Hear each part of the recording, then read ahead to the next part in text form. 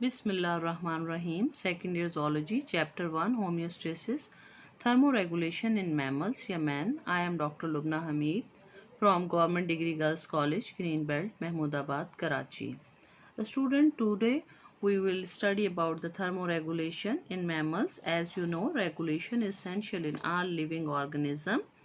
Today we will discuss how mammals regulate their body temperature within a range. आपको पता है कि mammals जो हैं वो एंडोथर्मिक हैं और इनका बॉडी टेम्परेचर बहुत नैरो रेंज में ही फ्लक्चुएट करता है और ये अपने बॉडी टेम्परेचर को रेगुलेट या स्टेबल रखते हैं with in a narrow boundaries या रेंज। यहाँ पर आप देख सकते हैं कि कितने तरीक़ों से बॉडी में हीट इन हो रही है और कितने तरीक़ों से हीट जो है वो एक्सचेंज हो रही है with environment. These are the different methods in which heat gain and loss. इसमें evaporation and convection में heat loss हो रही है जबकि directly sunlight से heat जो है वो बॉडी टेम्परेचर पे इफेक्ट कर रही है। इसी तरह थर्मल इंफ्रारेड रेस के ज़रिए भी हीट आ रही है और कुछ जो हैं उन्हें वापस माहौल में जो है रिफ्लेक्ट कर दिया जाता है और कन्वेक्शन और प्रेसिपिटेशन की मदद से भी हीट जो है वो बॉडी टेम्परेचर पर अफेक्ट करती है। चलें स्टूडेंट्स, अब हम देखते हैं कि कितने तरीके जो हैं वो मैमल्स अपनाते हैं अपने बॉडी टेम्परेचर को स्टेबल रखने में। There is a two ways in which mammals try to regulate their body temperature. One is behavioral regulation and other is physiological regulation.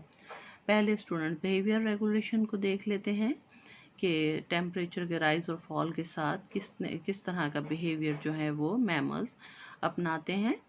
इसमें कोल्ड एंड हॉट टेम्परेचर दोनों को एक साथ ही डिस्कस कर लेते हैं। हॉट टेम्परेचर में आपने महसूस किया होगा कि एनिमल्स हों या ह्यूमन बीइंग्स वो सन एक्सपोजर को लाइक नहीं करते, वो कोशिश करते हैं कि ज़्यादा से ज़्यादा कूल और शेडो प्लेसेस पे रहें, वाटर इनटेक बढ़ा दें और ऐसे कपड़े पहने जिससे उन्हें एयर में लाइट महसूस हो, यानी एयर क्रॉस हो जिनमें से इजीली। इसके बिल्कुल बरक्स जब कोल्ड टेम्परेचर होता है तो हमारा बिहेवियर, हमारा तर्ज़ अमल बिल्कुल इसके अपोजिट होता है।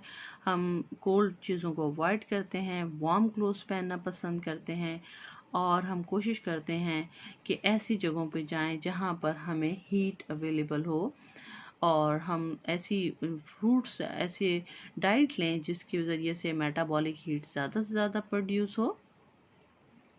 यहाँ पे इस डायग्राम में दिखाया गया है कि किस तरह से एनिमल हॉट टेम्परेचर में अपने बॉडी को टेम्परेचर को रेगुलेट करने की कोशिश कर रहा है, अपनी बॉडी को ठंडा रखने की कोशिश कर रहा है। और यहाँ पर भी कुछ मैमल्स दिखाए गए हैं जिनमें पोलर बियर्स और दो मैमल्स हैं जो कि इनटेक ऑफ वाटर को बढ़ा रहे हैं, उसके साथ साथ स्विमिंग करना पसंद कर रहे हैं in warm temperature. These all are included in behavioral strategies. अब आ जाते हैं स्टूडेंट नेक्स्ट प्रोसेस पे या नेक्स्ट स्ट्रेटजी पे जिसके ज़रिए से बॉडी टेम्परेचर को रेगुलेट करने की कोशिश की जा रही है, जो है फिजियोलॉजिकल प्रोसेस। फिजियोलॉजिकल प्रोसेस में मेटाबॉलिक हीट को, क्योंकि एंडोथर्म्स हैं, मेटाबॉलिक हीट पे ज़्यादा डिपेंड करते हैं, तो ये या तो मेटाबॉलिक हीट को अकॉर्डिंग टू टेम्परेचर बढ़ाएंगे या according to temperature metabolic heat को डिक्रीज कर देंगे। और number 2, they try to exchange of heat with environment, उसको भी कंट्रोल करेंगे कि जो एनवायरनमेंट के साथ हीट एक्सचेंज हो रहा है वो अगर तो कोल्ड टेम्परेचर है तो उसे कम करेंगे और अगर हॉट है तो ज़्यादा करेंगे। इनको वन बाय वन हम स्टडी कर लेते हैं। कोल्ड एंड हॉट टेम्परेचर को पहले कोल्ड टेम्परेचर में देखते हैं। Non shivering thermogenesis. Cold temperature में नॉन शिवरिंग थर्मोजेनेसिस का प्रोसेस अपनाया जाता है जिसमें आप number 1 erection of hairs. Erection of hair दरअसल is a process in which hairs become erect, या if animal having a fur तो फर जो है वो erect हो जाता है और इस तरह से कुछ एयर जो है वो ट्रैप कर ली जाती है और वो एयर वहाँ पर वार्म होके, क्योंकि एक्सचेंज ऑफ हीट नहीं हो रहा, तो वो एयर वार्म हो जाती है और फिर वहाँ उस हिस्से में सर्दी का एहसास नहीं होता और हमें वार्म महसूस होता है। अब ये एक प्रोसेस है जिससे हम हीट लॉस को रोक सकते हैं। Number 2, vasoconstriction. Vasoconstriction is another non-shivering thermogenesis process जिसके अंदर ब्रेन जब ये डिटेक्ट करता है कि टेम्परेचर कम हो रहा है तो वो अपना मैसेज भेजता है हार्ट को कि हार्ट अपना वर्क जो है वो थोड़ा स्लो डाउन कर दे, यानी हार्ट ब्लड पंप करना कम कर दे।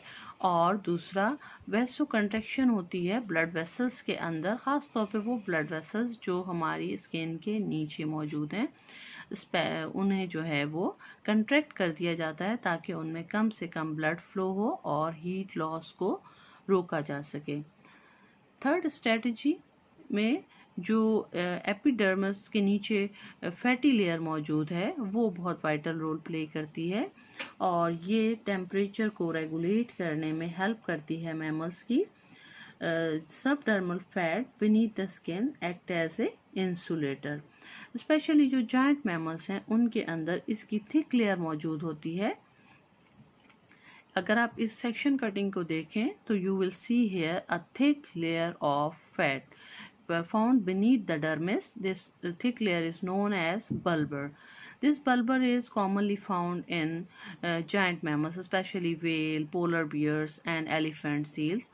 उनमें ये काफ़ी मोटी होती है और ये उनको बहुत ज़्यादा सर्द मौसम में ज़िंदा रहने में मदद करती है।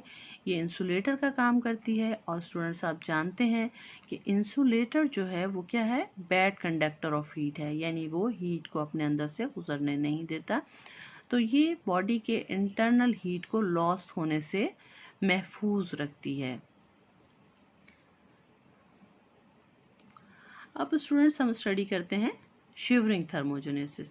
शिवरिंग थर्मोजेनेसिस में किस तरह से जो है वो एनिमल्स कौन कौन से स्ट्रेटजीज अपनाते हैं जिनकी मदद से बॉडी टेम्परेचर को स्टेबल रखा जाता है। इसमें एक स्केलेटल मसल्स या शिवरिंग ऑफ मसल्स होती है।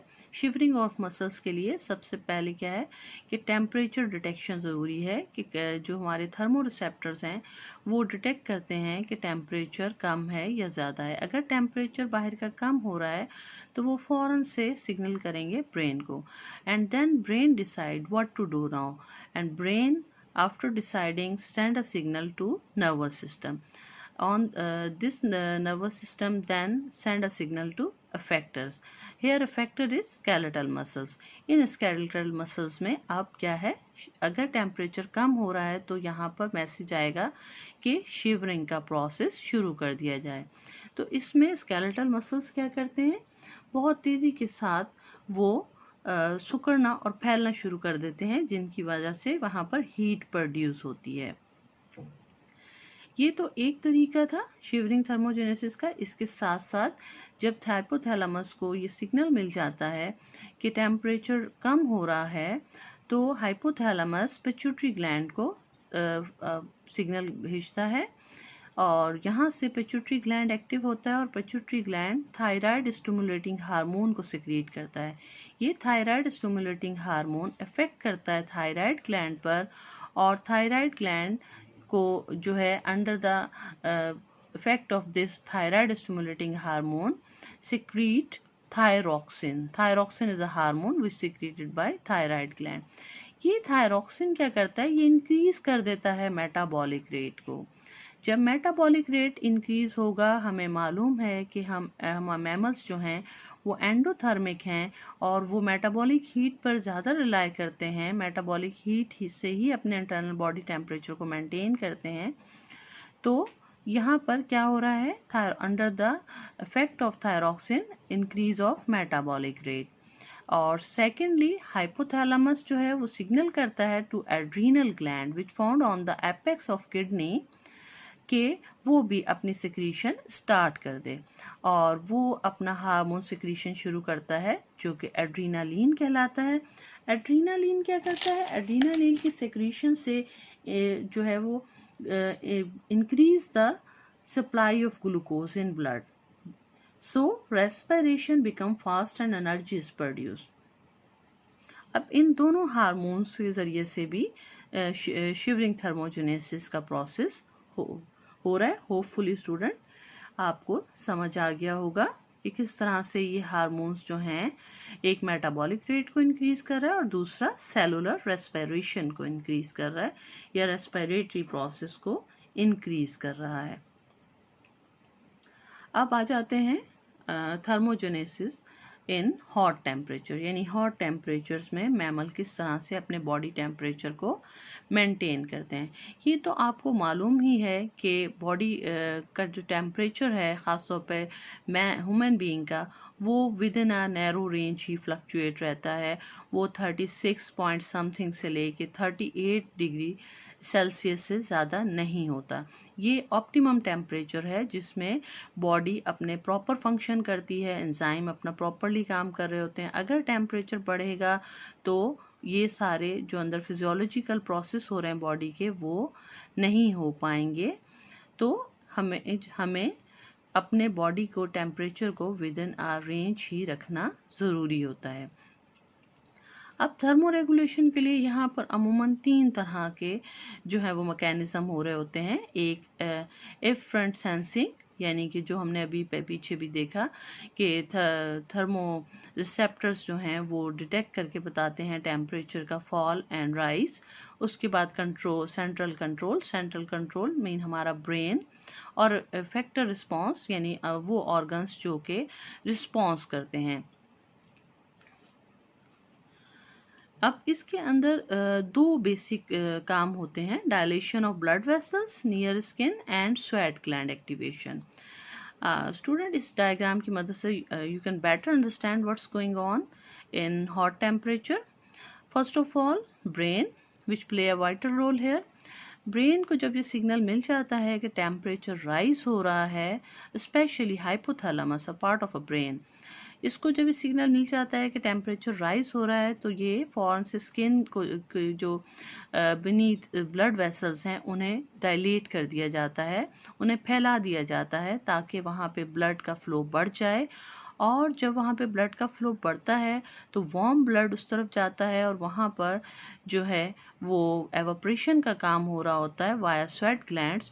तो आपको पता है एवापोरेशन के नतीजे में हीट लॉस हो रही होती है, तो ये ब्लड जो है वहाँ पर ठंडा हो जाता है और ठंडा होकर वापस सिस्टम में ऐड होता है. तो इस तरह से सिस्टम का टेम्परेचर मेंटेन रहता है, अपने विद इन रेंज रहता है.